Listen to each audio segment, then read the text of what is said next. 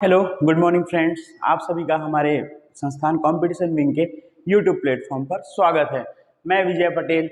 जैसा कि आप जानते ही हैं, हमारे द्वारा एकाग्र सीरीज छत्तीसगढ़ का संपूर्ण अध्ययन जो कि पूर्णतः निःशुल्क क्लासेस है वो संचालित किया जा रहा है, जिसमें जो दो सीरीज में चल रहे हैं, एक सीरीज है छत्तीसगढ़ का ज्योग्राफी और एक सीरीज है छत्तीसगढ़ का कला एवं संस्कृति, जिसमें कला एवं संस्कृति का पार्ट जो है वो हमारे मनोज सर ले रहे हैं और जो छत्तीसगढ़ ज्योग्राफी का पार्ट है वो मेरे द्वारा पढ़ाया जा रहा है, जिसके पुराने जो 3 वीडियोस हैं, जिसमें छत्तीसगढ़ का सामान्य परिचय और बस्तर संभाग और सरगुजा संभाग का पार्ट 1 आप प्ले लिस्ट में जाकर देख सकते हैं। उसी को कंटिन्यू करते हुए मैं आज एक नया जो लेक्चर है वो सरगुजा का भाग 2 ला रहा हूँ।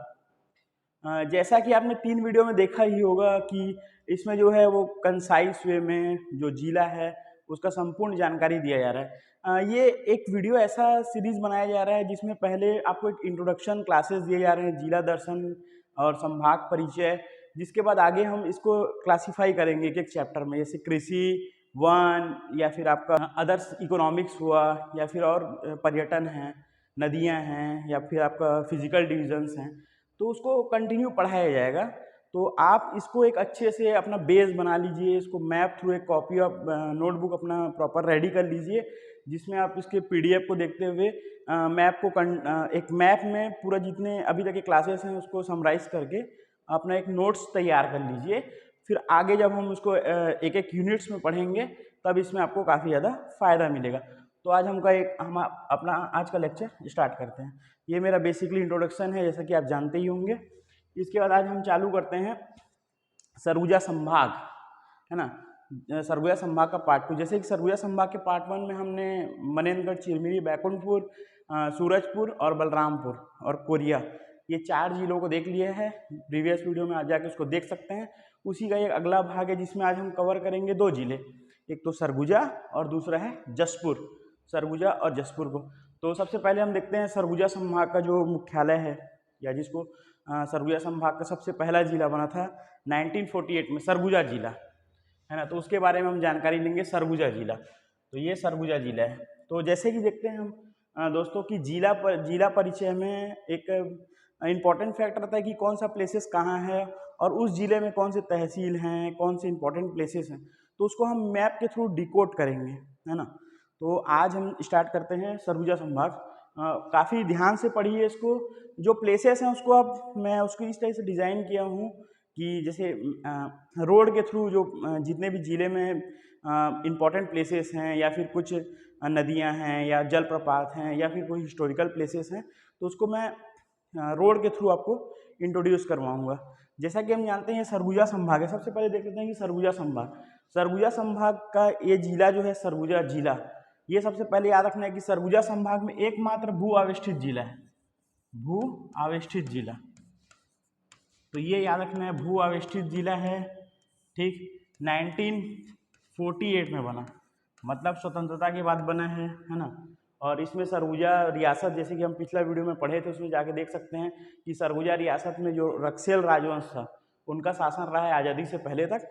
तो ये याद रखना है कि ये सरगुजा रियासत था, सरगुजा रियासत, सरगुजा रियासत। तो ये चीज़ काफ़ी इंपॉर्टेंट है, ये 3 चीज़ें याद रखनी है। इसके बाद हम देखते हैं कि सरगुजा की जो सीमाएं हैं वो कौन, भू आविष्टित जिला, तो हम ये तो समझ गए होंगे कि ये किसी दूसरे राज्य की सीमा को नहीं टच करती, लेकिन वही देखते हैं कि ये भू आविष्टित जिला है तो इसके पड़ोसी जिले कौन कौन से हैं। जैसे कि पीएससी और व्यापम पूछता है कि इस जिले की सीमा किस अन्य जिलों को स्पर्श करती है, तो हम सबसे पहले देख सकते हैं कि अब इसमें ऊपर है बलरामपुर, बलरामपुर, इसके बाद इधर है सूरजपुर। ये दोनों 2012 में जब सरगुजा से पृथक करके बनाए गए थे, तो ये दोनों जिले की सीमा तो स्पर्श करेगी ही। इसके साथ देखते हैं हम जसपुर है इसके, जैसा कि जसपुर सामरी पार्ट प्रदेश, जो हम एक फिजिकल डिवीजन पढ़ेंगे उसमें देखते हैं कि जसपुर और मेन पार्ट जो जिसका फिजिकल जो डिवीजन है वो काफ़ी सिमिलर है, तो जसपुर इसमें टच करता है। इसके नीचे देखते हैं हम कोरबा, है ना, कोरबा। और इस साइड जो रायगढ़ है, हम जानते हैं दोस्तों उदयपुर रियासत पढ़े थे हम, उदयपुर रियासत। तो जो उदयपुर रियासत है वो दो जगह से मिलकर बना था। एक तो उदयपुर प्रॉपर जो सरगुजा में पड़ता है, और दूसरा जगह है धर्मजयगढ़। जो धर्मजयगढ़ है वो रायगढ़ में पड़ता है। तो ये 5 जिले अपने को याद रखने हैं, कोरबा, रायगढ़, जसपुर, बलरामपुर और सूरजपुर। तो सरगुजा की सीमा जो है किन 5 जिलों को स्पर्श करती है? बलरामपुर, सूरजपुर, रायगढ़, जसपुर और कोरबा। तो ये एक फैक्ट आपको याद रखना है, ये 5 जिलों की सीमा को स्पर्श करती है। इसके बाद हम देखते हैं कि ये जो समीपवर्ती जिले हो चुके हैं, तो हम जैसे ही पढ़ रहे थे कि जैसे जो बिलासपुर, रायपुर बिलासपुर हाईवे है, जो 130 नंबर नेशनल हाईवे है, जो शिमला से जाता है बिलासपुर, बिलासपुर से कोरबा होते हुए पहुंचता है वो सरगुजा। तो इसमें हम देखते हैं ये सरगुजा जाते हुए ये अंबिकापुर पड़ता है। तो ये है नेशनल हाईवे नंबर 130। तो इसको याद रखें, नेशनल हाईवे नंबर 130। इसमें हम कुछ प्लेसेस देखेंगे। जैसे सबसे पहला प्लेस पड़ता है अपना उदयपुर। उदयपुर जैसे एक तहसील है, ठीक, उदयपुर तहसील है। और उदयपुर रियासत जो रहा है, आज़ादी से पहले जो 5 रियासत सरगुजा संभाग में थे उसमें एक उदयपुर रियासत था, जिसमें उदयपुर धर्मजयगढ़ दोनों क्षेत्र आते थे। धर्मजयगढ़ रायगढ़ से है, तो उदयपुर को याद रखना है, एक प्लेसेस है। इसके बाद हम देखते हैं लखनपुर है। इसी के बीच में हम देखते हैं दोस्तों रामगढ़। रामगढ़ की पहाड़ियाँ।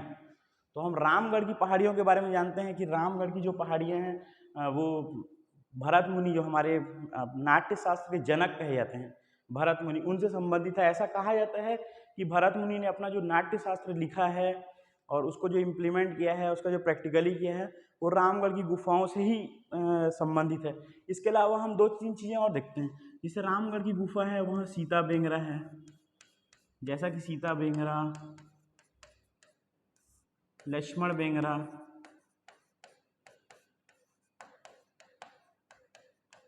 और जोगी मारा की गुफा। तो लक्ष्मण बेंगरा और सीता बेंगरा से हमको ये स्पष्ट हो जाता है कि ये रामायण का भी स्थल रहा है। जैसा कि हम राम वनगमन पथ में एक प्लेस पढ़ चुके थे, भरतपुर जनकपुर, जो MCB मनेन्द्रगढ़ चिरमिरी बैकुंठपुर में है, जहाँ से राम वनगमन पथ स्टार्ट हो रहा है। वो फर्स्ट प्लेस था छत्तीसगढ़ में, उत्तरी सबसे पहला प्लेस। दूसरा प्लेस जो है अपना वो रामगढ़ की पहाड़ी है, जिसको राम वनगमन पथ के तहत डेवलप किया जा रहा है, क्योंकि ऐसी मान्यता है कि यहाँ पर जो वनवास के दौरान भगवान राम, लक्ष्मण और सीता माता यहाँ निवास कर रहे थे। तो ये एक फैक्ट अपने को याद रखना है, भरत मुनि से रिलेटेड है।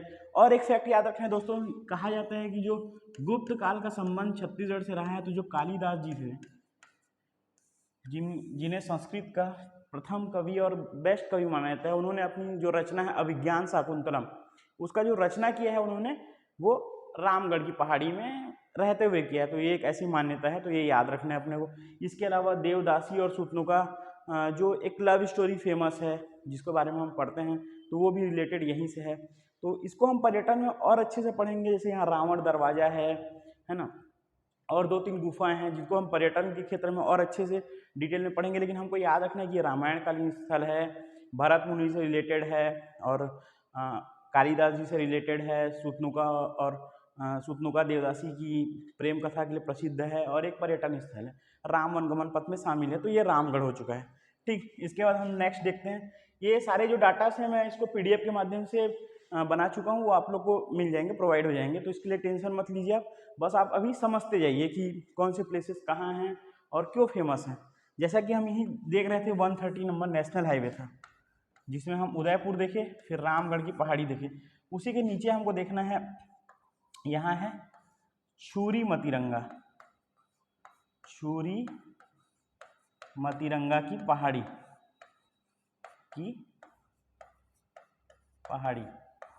छुरी मतिरंगा की पहाड़ी से एक नदी निकलती है जानते हो, जिसको सरगुजा की जीवनदायिनी नदी कहा जाता है, रिहन नदी। तो ये याद रखना है, रिहन नदी का उद्गम स्थल कहाँ है? छुरी मतिरंगा की पहाड़ी। और छुरी मतिरंगा की पहाड़ी जो है वो 2 डिवीजन को अलग करती है। एक जो पूर्वी बघेलखंड का पठार है, जो उत्तरी छत्तीसगढ़ का फिजिकल डिवीजन है, प्राकृतिक भूभाग है, और एक छत्तीसगढ़ का मैदान जो बेसिकली मध्य छत्तीसगढ़ में स्थित है। उन दोनों को पृथक करता है छुरी मतिरंगा की पहाड़ी। तो ये याद रखना है, छुरी मतिरंगा की पहाड़ी को याद रखना है, जहाँ से रिहन नदी का उद्गम होता है, और ये फिजिकल डिवीजन को अलग करता है। तो ये एक बेसिक इन्फॉर्मेशन है जिसको आपको याद रखना है। यही रिलेटेड अपने को देखना है, महेशपुर स्थित है। महेशपुर के बारे में आप नाम सुने ही होंगे, महेशपुर, है ना। महेशपुर, महेशपुर जो है क्या है, हम देखते हैं जैसे सिरपुर है, एक पुरातात्विक क्षेत्र है जहाँ पर से पुराने ज़माने के मंदिर मिले हैं, मूर्तियाँ मिली हैं। तो महेशपुर उस लिए प्रसिद्ध है, एक पुरातात्विक स्थल है जहाँ पर निरंतर कुछ ना कुछ प्राचीन अवशेष प्राप्त हो रहे हैं। जैसे यहाँ से प्राचीन शिव मंदिर प्राप्त हुए हैं, या फिर जो जैन तीर्थंकर थे आदिनाथ जी, उनकी एक प्रतिमा प्राप्त हुई है। तो ये दो तीन चीज़ें अपने को याद रखना है। यहाँ बड़खा देवर मंदिर है। तो ये दो तीन फैक्ट जो हैं आपको याद रखने हैं महेशपुर से रिलेटेड। एक तो पुरातात्विक स्थल है, यहाँ प्राचीन शिव मंदिर मिला है, काफ़ी पुराना मंदिर है। इसके अलावा हम देखते हैं यहाँ पर बड़खा देवर मंदिर है, जैन तीर्थंकर आदिनाथ जी की प्रतिमा मिली है। तो ये महेशपुर को याद रखना है अपने को। और ये केंद्र संरक्षित स्मारक भी है दोस्तों महेशपुर। तो इसलिए हम लोग काफ़ी अच्छा प्लेसेस है और घूमने लायक अगर आपको हिस्टोरिकल प्लेसेस पसंद है तो आप महेशपुर जा सकते हैं। तो ये हो चुका है महेशपुर के बारे में। इसके बाद हम देखते हैं इसी में 130 नेशनल हाईवे में हम देख रहे थे कि एक तो वो देखिए उदयपुर, यहाँ पर छुरी मतरंगा की पहाड़ी देखे, यहाँ पर महेशपुर देखे, यहाँ पर रामगढ़ की पहाड़ी देखे। इसके बाद हम देखते हैं लखनपुर। लखनपुर जो है वो सरगुजा का एक तहसील है। तहसील होने के साथ साथ ये कोयला माइंस के लिए काफ़ी प्रसिद्ध है। तो यहाँ पर काफ़ी मात्रा में कोयला का माइंस है और वहाँ से डिपॉजिट भी किया जाता है। तो ये याद रखना है, लखनपुर जो है तहसील है और कोयला माइंस के लिए प्रसिद्ध है। इसके बाद हम देखते हैं इसी नेशनल हाईवे में जाएंगे दोस्तों, तो हम एक जगह पड़ेगा गंगापुर खुर्द। गंगापुर खुर्द हम जैसे देखते हैं कि छत्तीसगढ़ सरकार के द्वारा औद्योगिक विकास के लिए कुछ प्रत्येक जिले में कुछ जगहों का चिन्हांकित किया जाता है। तो ऐसा ही जो अंबिकापुर में है वो चिन्हांकित किया गया गंगापुर खुर्द। उसके बाद इसी नेशनल हाईवे में आगे जाते हैं तो हमको पड़ता है सरगुजा जिला का मुख्यालय अंबिकापुर। अंबिकापुर के बारे में आप जानते ही हैं दोस्तों, अंबिकापुर जो है वो सरगुजा संभाग का भी मुख्यालय है और सरगुजा जिला का भी मुख्यालय है। तो ये याद रखना है। इसके अलावा ये सरगुजा रियासत की राजधानी रह चुकी है रक्षेल राजवंश की, है ना। वर्तमान में यहाँ हमारे जो स्वास्थ्य मंत्री हैं माननीय टी.एस. सिंहदेव जी, उनका निर्वाचन क्षेत्र है और छत्तीसगढ़ का सबसे स्वच्छतम नगर निगम है।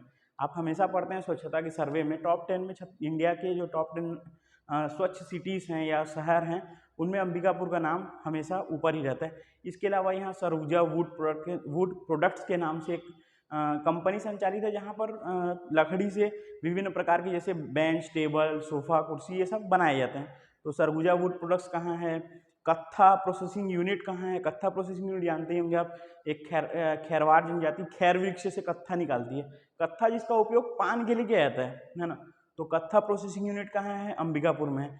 गार्बेज कैफे कहाँ है ये याद रखना, इंपॉर्टेंट है। गार्बेज कैफे, गार्बेज कैफे ये है कि आप कचरा लेकर जाएं और आपको वहाँ खाना प्रोवाइड होगा। एक ऐसा कैफे बनाया गया है अंबिकापुर नगर निगम के द्वारा। तो ये याद रखना है कि अंबिकापुर नगर निगम स्वच्छ नगर निगम है, गार्बेज कैफे है, क्लीन सिटी है ना। इसके अलावा जो यहाँ का मॉडल है ठोस अपशिष्ट प्रबंधन जो हम मेंस में पढ़ते हैं उसमें अंबिकापुर का जो मॉडल है उसको स्पेशली पढ़ना पड़ता है। उसका मॉडल ये है दोस्तों कि वहाँ डोर टू डोर कलेक्शन होता है, साथ में उसको रिसाइकिल किया जाता है। जो वहाँ कचरा है उसको अलग अलग, जैसे कुछ कचरे टीन के कचरे, प्लास्टिक के कचरे या फिर डिकम्पोज वाले कचरे जिनको जैविक खाद बनाया जाता है, तो इस तरह से उसको क्लासीफाई कर दिया जाता है ताकि वो वेस्टेज ना रहे और इन्वायरमेंट के लिए फ्रेंडली रहे। तो अंबिकापुर के बारे में ये कुछ फैक्ट्स हैं। इसके अलावा दो चीज़ें और याद रखनी है। यहाँ पर एक तो यूनिवर्सिटी है, गहिरा गुरु विश्वविद्यालय है ना, जो सरगुजा संभाग को कवर करता है। तो एक विश्वविद्यालय है संत गहिरा गुरु, और एक चिकित्सा महाविद्यालय है जो राजमोहिनी देवी जी के नाम से है। राजमोहिनी देवी जी के नाम से एक चिकित्सा महाविद्यालय है और एक संत गहिरा गुरु के नाम से विश्वविद्यालय है। तो ये दो चीज़ें अंबिकापुर में एजुकेशन से रिलेटेड याद रखना है। स्वच्छ शहर है याद रखना है।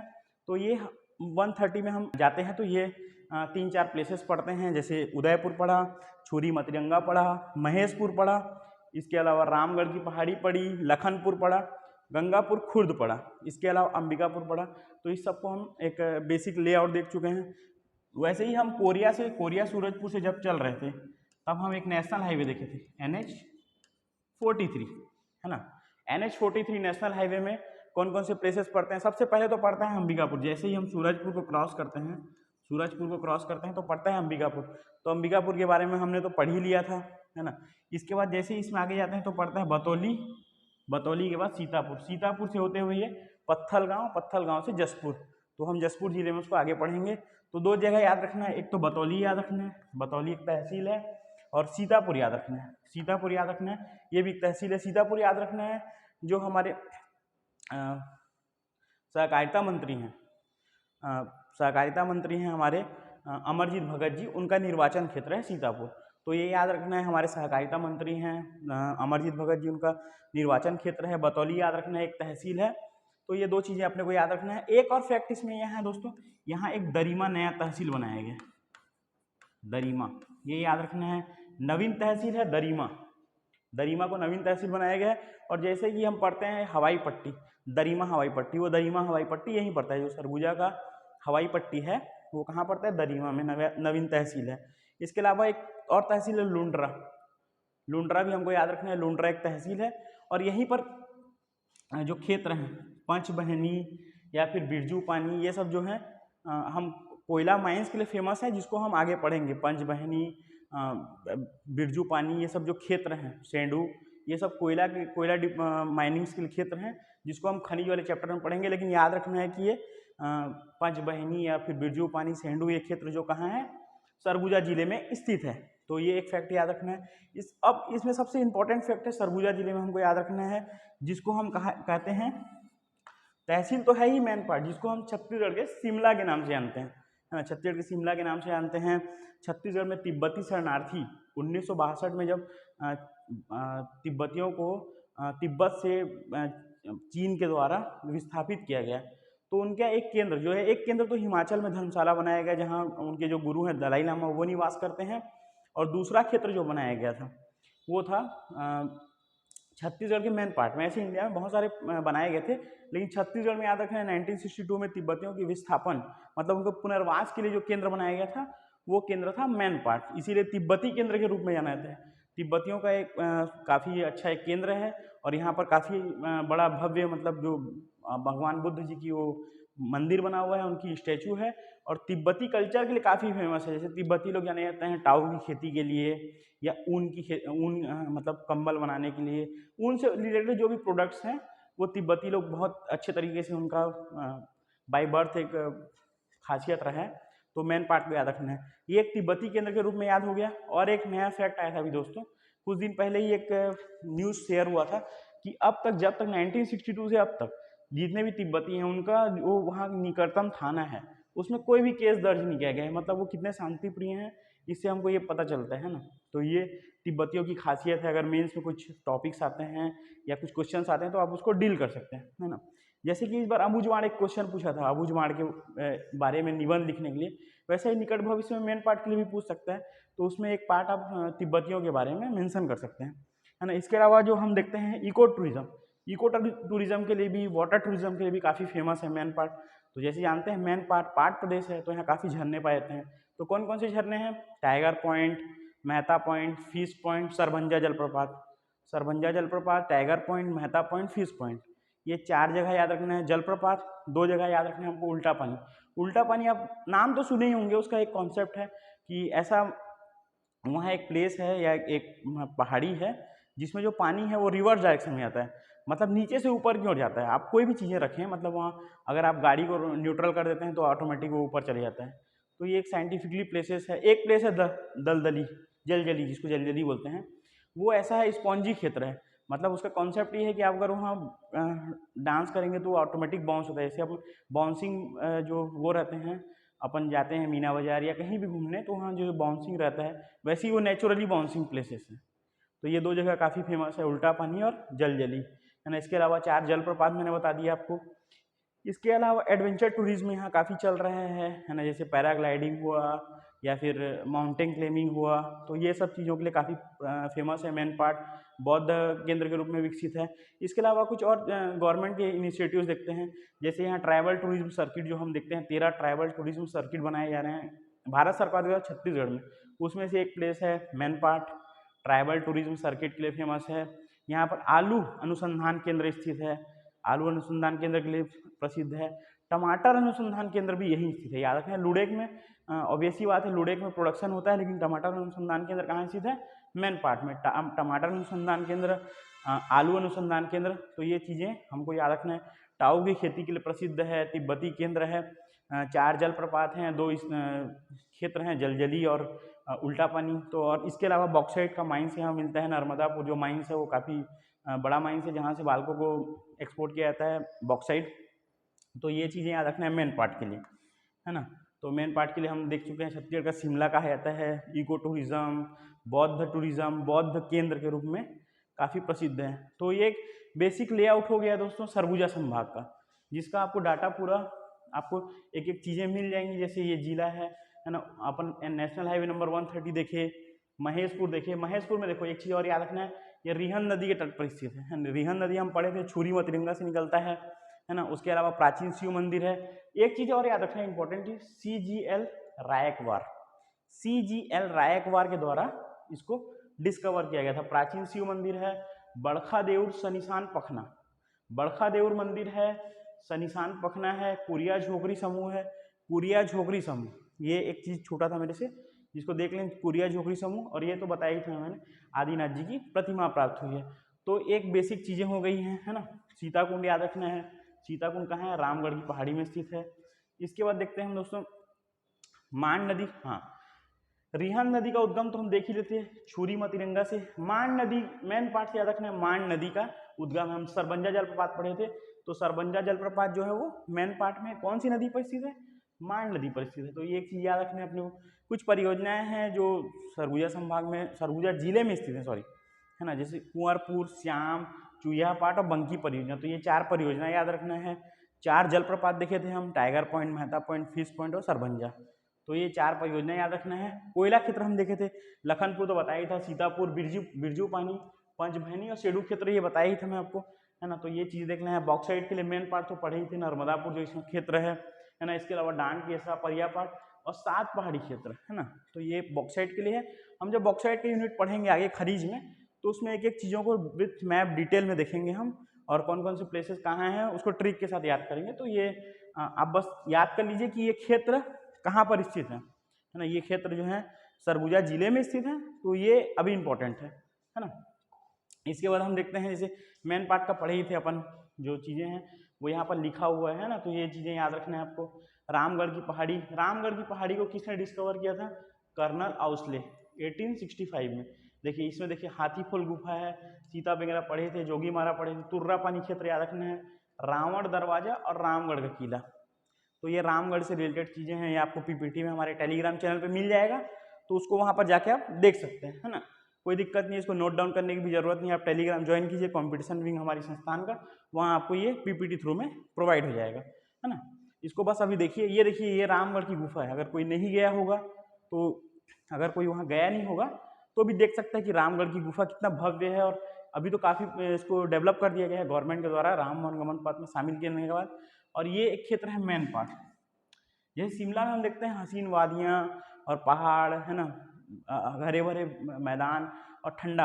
हाँ, मेन पार्ट में एक चीज़ और याद रखना है कि छत्तीसगढ़ का सबसे ठंडा जगह है मेन पार्ट। तो याद रखना, मतलब टेम्परेचर जो है वो काफ़ी नीचे चले जाता है, 10 डिग्री से भी नीचे चले जाता है। तो मेन पार्ट को याद रखना है ना। उसके बाद अगला स्लाइड में देखते हैं हम दोस्तों जसपुर जिला। जैसे कि आप सरगुजा में देख लिए, सरगुजा जिले को पूरे डिस्क्रिप्टिव वे में देख लिए एक बार, और उसको फॉरवर्ड वे में क्लास खत्म होने के बाद देख सकते हैं ना। इसके बाद हम देखते हैं जसपुर जिला। जसपुर जिला जो है वो सबसे पहले याद रखना है कि रायगढ़ से पृथक होकर बना था।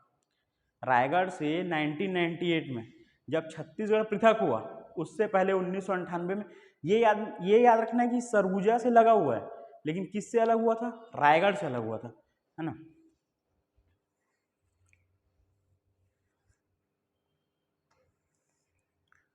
किससे पृथक होकर जिला बना था, रायगढ़ से पृथक होकर जिला बना था।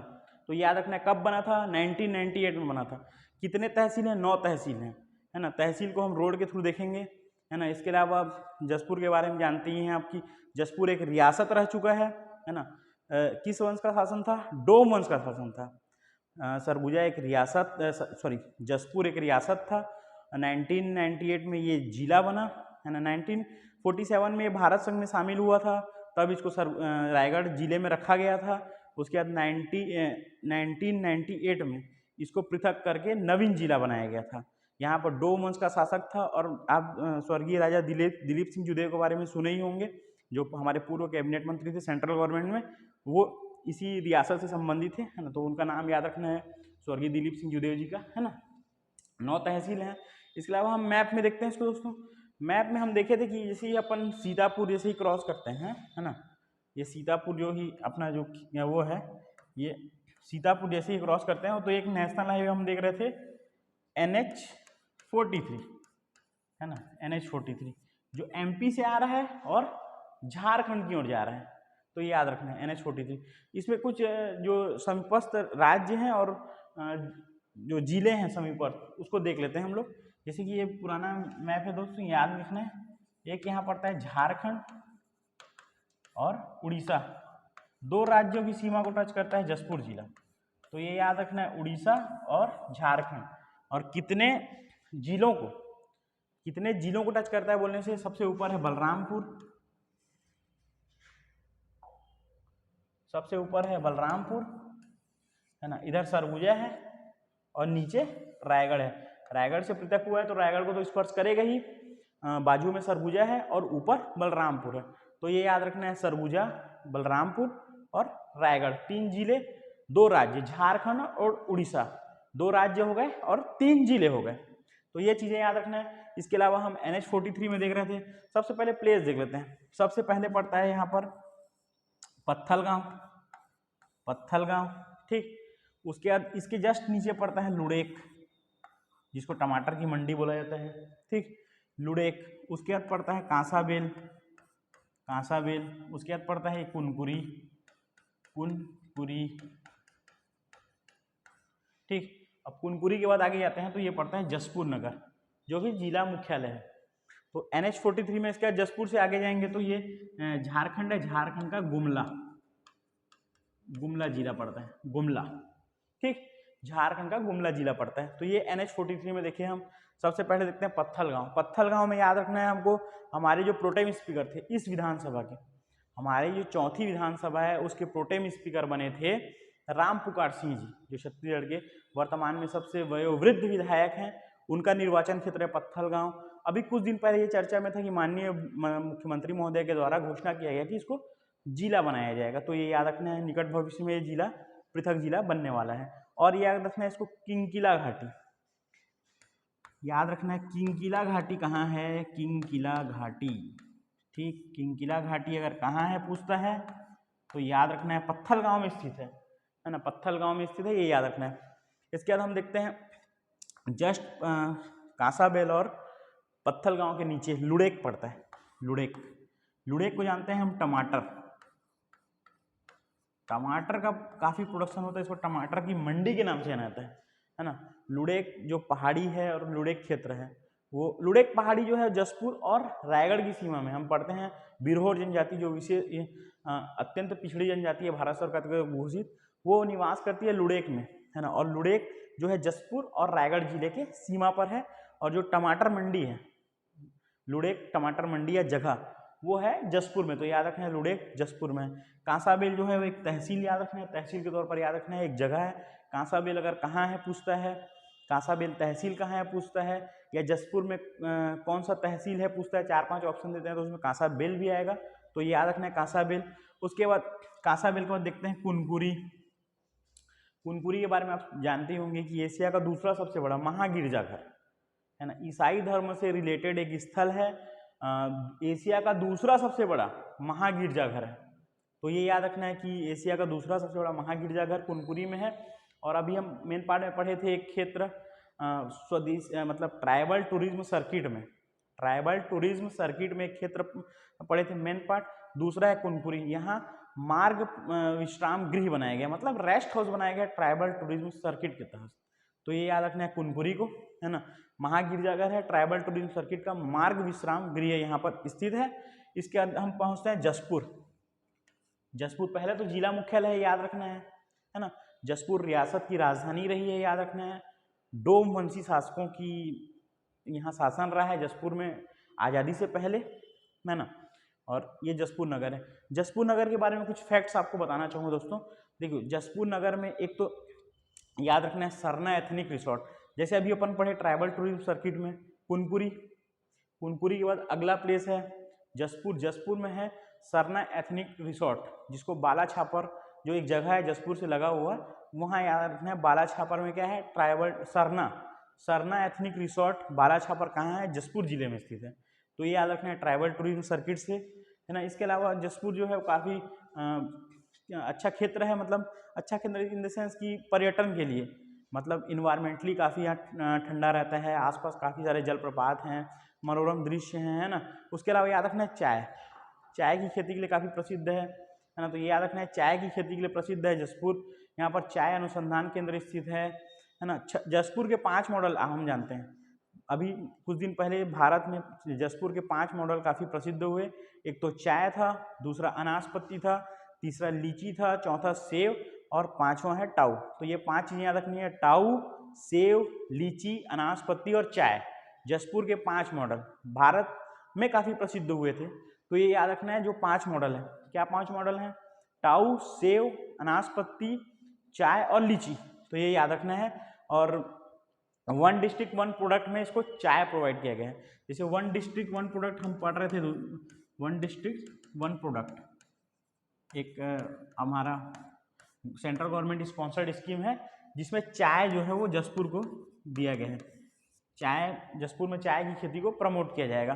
तो ये याद रखना है जसपुर के बारे में ये सब चीज़ें। मिर्ची अनुसंधान केंद्र स्थित है जसपुर में। मिर्ची अनुसंधान केंद्र कहाँ स्थित है पूछता है, तो जसपुर में स्थित है। तो ये याद रखना है। इसके बाद हम देखते हैं, ये आगे हम गुमला पहुंच जाएंगे। उसके बाद इसमें देखते हैं ये एक नेशनल हाईवे होगा। अब हम नेशनल हाईवे के ऊपर वाले पोर्शन को देखते हैं। इसे ये NH 43 में पत्थलगांव पड़ा, कांसाबेल, कुनकुरी, जसपुर, और ये बीच में लुड़ेक पड़ा था। तो ये याद रखना है। इसके बाद NH 43 के ऊपर 3-4 प्लेसेस अपने को याद रखना है। एक तो मनोरा याद रखना है, दूसरा बगीचा याद रखना है, तीसरा सन्ना और चौथा पंडरापाट याद रखना है, मनोरा याद रखना है, सन्ना याद रखना है, बगीचा।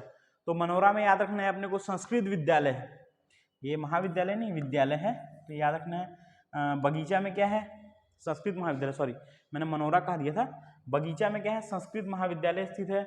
और बगीचा में बागवानी, बगीचा नाम ही फेमस है, बागवानी फसलों के लिए काफ़ी प्रसिद्ध है। तो याद रखना है बगीचा जो है वो उद्यानिकी के लिए फेमस है। उद्यानिकी, अगर उद्यानिकी का क्वेश्चन आता है या बगीचा क्यों प्रसिद्ध आता है, तो उद्यानिकी याद रखना है, बगीचा नाम से ही डिकोट होता है। इसके बाद मनोरा याद रखना है, मनोरा में याद रखना है सोगड़ा अघोर आश्रम, अघोरेश्वर, बाबा अघोरेश्वर का आश्रम कहाँ याद रखना है, और उस आश्रम का क्या नाम है, सोगड़ा अघोर आश्रम। ये कब बना था, 1961 में बना था ये सोगड़ा का अघोरेश्वर आश्रम, बाबा अघोरेश्वर के नाम से इनको जाना जाता है ना। इसके अलावा सन्ना याद रखना है, सन्ना काफ़ी प्रसिद्ध स्थल है, और इसको सन्ना मतलब एक नेचुरली काफ़ी अच्छा क्लाइमेट रहता है यहाँ घूमने के लिए, तो सन्ना को उस नाम से याद रखना है। इसके अलावा सन्ना में के बाद याद रखना है पंडरापाट एक तो बॉक्साइट के लिए प्रसिद्ध है, और एक कैलाश गुफा के प्रसिद्ध है। हम जानते हैं संत गहिरा गुरु जो हैं हमारे, उनका एक काफ़ी प्रसिद्ध आश्रम है, वो कहाँ स्थित है कहते हैं, तो कैलाश गुफा कहाँ स्थित है, जसपुर में। तो ये याद रखना है, कैलाश गुफा जसपुर याद रखना है ना। गहिरा गुरु आश्रम याद रखना है।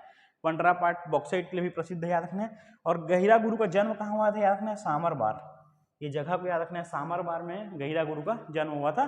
तो ये 2-3 प्लेसेस आपको याद रखने हैं।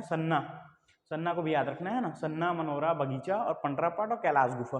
तो ये नेशनल हाईवे के ऊपर वाले पोर्शंस हो गए।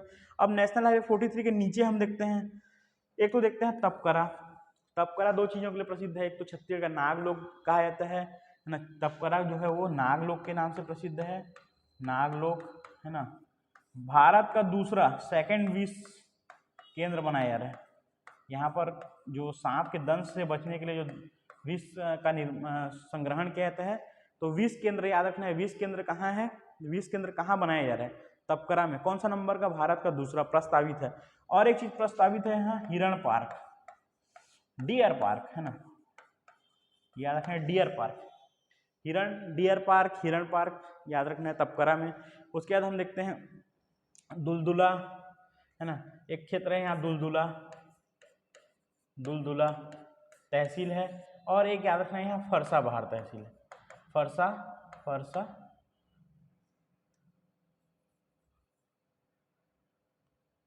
ये है फरसा बहार, फरसा बहार। तो फरसा बहार, दुलदुला और तपकरा, ये नेशनल हाईवे 43 के नीचे याद रखना है, 3 प्लेसेस। ठीक, ये हो गए नेशनल हाईवे के ऊपर हो गए 4 जगह, बगीचा, मनोरा, सन्ना और पंडरा पाट। नेशनल हाईवे के नीचे 3 प्लेसेस हो गए, तपकरा हो गया, फरसा बहार हो गया और दुलदुला हो गया। ये दोनों तहसील हैं, फरसा बहार और दुलदुला, और ये तपकरा जानती हैं छत्तीसगढ़ का नागलोक के नाम से प्रसिद्ध है। तो ये जसपुर का एक बेसिकली लेआउट हो चुका है। अब इसमें कुछ और जो जलप्रपात हैं, जसपुर बेसिकली जलप्रपात के लिए काफ़ी प्रसिद्ध है, तो याद रखना है अपने को, है ना। नेशनल हाईवे के नंबर, ये 2 चीज़ें याद रखनी है दोस्तों। खुर्जा पहाड़, खुर्जा पहाड़ से निकलती है ईब नदी और बखोना चोटी से निकलता है कन्हार नदी।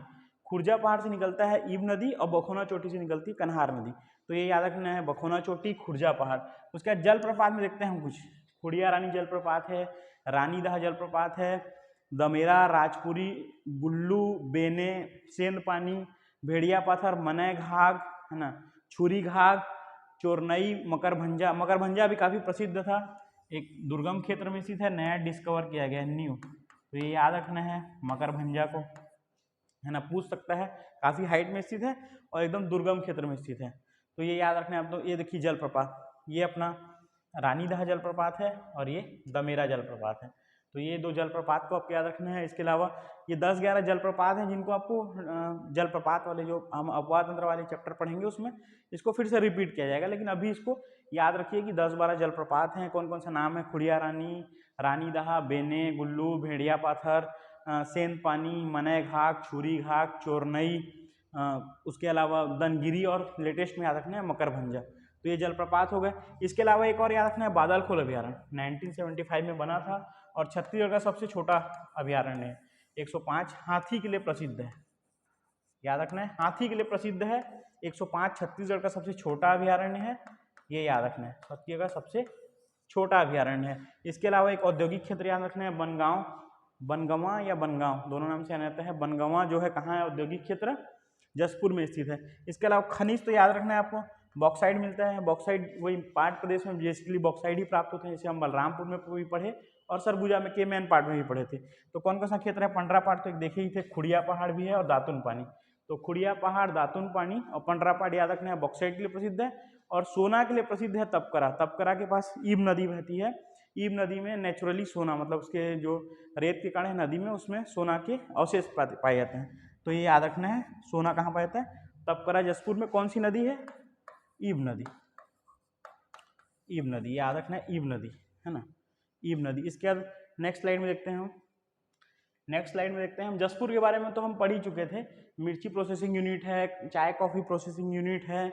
इसके अलावा इंटीग्रेटेड फूड, ये याद रखना है, ये मिस हो गया था, integrated food processing park Chhattisgarh का पहला जो हमारे माननीय भूपेश बघेल जी के द्वारा इनोग्रेट किया गया था, वो कहाँ स्थित है? जसपुर में स्थित है। इसके अलावा ट्राइबल टूरिज्म सर्किट देख चुके थे। और एक लोरो घाटी याद रखना, छत्तीसगढ़ में फूलों की घाटी कौन सी है? तो छत्तीसगढ़ में फूलों की घाटी पूछता है तो लोरो घाटी, और बस्तर में फूलों की घाटी बोलता है तो विंता घाटी। ये 2 जगह आपको याद रखना है ना। इसके अलावा फसल तो छत्तीसगढ़ जसपुर के 5 मॉडल पढ़े ही थे अपन, जो भारत में काफ़ी ज़्यादा प्रसिद्ध हुए थे। तो ये 5 मॉडल याद रखना है जसपुर के। इसके अलावा एक और चीज़ के लिए काफ़ी प्रसिद्ध था जसपुर जिला, मधुकम सैनिटाइज़र। महुआ से सैनिटाइज़र बनाया गया कोरोना टाइम में। तो मधुकम सैनिटाइज़र जिसको छत्तीसगढ़ गवर्नमेंट द्वारा प्रमोट किया गया, भारत में काफ़ी प्रसिद्ध हुआ और काफ़ी एक्सपोर्ट किया रहा है। इसके जो डायरेक्टर हैं वो समर्थ जैन जी हैं। तो याद रखना है, समर्थ जैन जी, मधुकम सैनिटाइज़र, जसपुर। तो दोस्तों ये, और एक कुछ मैप देख सकते हैं, सरना एथनिक रिसोर्ट, काफ़ी अच्छा प्लेसेस है, मतलब नया डेवलप किया गया है, एकदम ट्राइबल थीम पे डेवलप किया गया है। कहाँ है? बालाछापर, जसपुर में स्थित है। इसके अलावा ये है सोगरा आश्रम, बाबा अघोरेश्वर का सोगरा आश्रम। तो ये देखना है कि अभी तक ये चीज़ें हम नहीं पढ़ते थे। सोगरा आश्रम, तो ये याद रखना है कहाँ स्थित है। इसके अलावा ये कुनकुरी का महागिरजाघर, जो कि एशिया का 2nd लार्जेस्ट गिरजाघर है। तो ये याद रखना है, 2nd लार्जेस्ट गिरजाघर है, कहाँ स्थित है? कुनकुरी में स्थित है। और ये याद रखना है लोरो घाटी, लोरो घाटी, जिसको फूलों की घाटी बोलते हैं, है ना। फ्लावर ऑफ वैली कहाँ स्थित है? उत्तराखंड में स्थित है। उसी टाइप का एकदम डेंस फॉरेस्ट है, काफ़ी ज़्यादा फूलों की वैरायटीज़ पाई जाती हैं। वेदर ऐसा है कि ज़्यादा फूल यहाँ पर होते हैं। तो याद रखना है, लोरो घाटी जो है कहाँ है? जसपुर में। फोटो देख सकते हैं, ये महागिरजाघर है कुनकुरी का, ये अघोरेश्वर बाबा का आश्रम है और ये सरना एथनिक रिसोर्ट है। तो ये चीज़ें हम देख चुके हैं। तो सरगुजा और जसपुर, इस वीडियो को आप देखिए, लाइक कीजिए, सब्सक्राइब कीजिए हमारे चैनल को, हमारे टेलीग्राम चैनल से जुड़िए। और अभी कल हमारी संस्थान के द्वारा, हमारी संस्थान जो कंपटीशन विंग है वो स्टूडेंट्स के आगे के बेहतर प्रिपरेशन को कंटिन्यू करने के लिए एक तो फ्री टेस्ट हम चला रहे हैं दोस्तों, है ना। ये एवरी सैटरडे होता है 10 से, ये ऑनलाइन और ऑफलाइन दोनों मोड में अवेलेबल है। तो इसको आप ज्वाइन कर सकते हैं, फ्री ऑफ कॉस्ट है ये। तो ये याद रखना है, हमारी संस्थान के CGPSC प्रीलिम्स के लिए टेस्ट सीरीज चलाया जा रहा है, जिसमें आप फ्री क्लासेस तो हमारे द्वारा यूट्यूब में प्रोवाइड करवाए जा रहे हैं, साथ ही उसको बेहतर और तरीके से प्रिपेयर करवाने के लिए हमने टेस्ट सीरीज लॉन्च किया है, जिसमें आप ज्वाइन कर सकते हैं। ये हमारा नंबर है जिसमें आप फ़ोन करके रजिस्ट्रेशन करवा सकते हैं और आप लिंक प्राप्त करके ऑनलाइन भी दे सकते हैं, या हमारी संस्थान जो कंपटीशन विंग है जयस्तंभ चौक में, वो ओल्ड गुजराती स्कूल के पास, वहाँ आकर इसको आप दे सकते हैं। और दूसरा दोस्तों, ये कल 28 अगस्त संडे है, कल 2 से 4 तक हमारी संस्थान के द्वारा टेस्ट ऑर्गेनाइज किया जा रहा है छत्तीसगढ़ के 5 संभाग मुख्यालय में। एक तो रायपुर हमारी संस्थान जो है कंपटीशन विंग है, और ये सेंट्रल लाइब्रेरी जो नालंदा परिसर के बाजू में सेंट्रल लाइब्रेरी है, वहाँ भी इसको कंडक्ट करवाया जा रहा है। आप वहाँ के डायरेक्ट ऑन द स्पॉट इस टेस्ट को दिला सकते हैं, और ये पूर्णतः निःशुल्क है। इसमें जो विनर्स हैं उनको टैब और मोबाइल दिया जाएगा, और बाकी जो विनर्स हैं उनको हमारे जितने कोर्सेस हैं डिस्काउंट्स प्रोवाइड करवाए जाएंगे। तो ये आप जरूर दीजिए। ज्ञान समर टेस्ट जो है वो कल 2 से 4 आप जरूर दीजिए, और ये ऑफलाइन टेस्ट है पूर्णतः, और इसको अब ये दोनों चीज़ों का लाभ ले सकते हैं। आप हमारे वीडियो को लाइक करें, सब्सक्राइब करें, और धन्यवाद दोस्तों। आगे क्लासेस कंटिन्यू रहेंगी।